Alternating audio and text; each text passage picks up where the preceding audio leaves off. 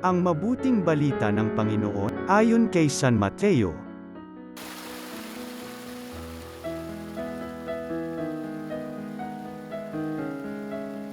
Noong panahong yun, dumating si Jesus sa lupain ng Cesarea ng Filipos.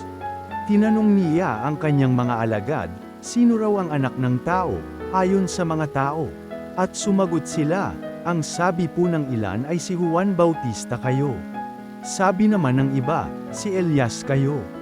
At may nagsasabi pang si Jeremias kayo o isa sa mga propeta. Kayo naman, ano ang sabi ninyo? Sino ako? Tanong niya sa kanila. Sumagot si Simon Pedro, kayo po ang Kristo, ang anak ng Diyos na buhay.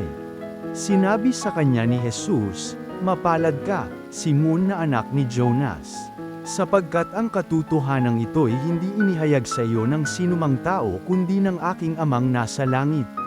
At sinasabi ko naman sa iyo, ikaw ay Pedro, at sa ibabaw ng batong ito ay itatayo ko ang aking simbahan, at hindi makapananaig sa kanya kahit ang kapangyarihan ng kamatayan. Ibibigay ko sa iyo ang mga susi ng kaharian ng langit. Ang ipagbawal mo sa lupa ay ipagbabawal sa langit, at ang ipahintulot mo sa lupa ay ipahihintulot sa langit. Ang mabuting balita ng Panginoon.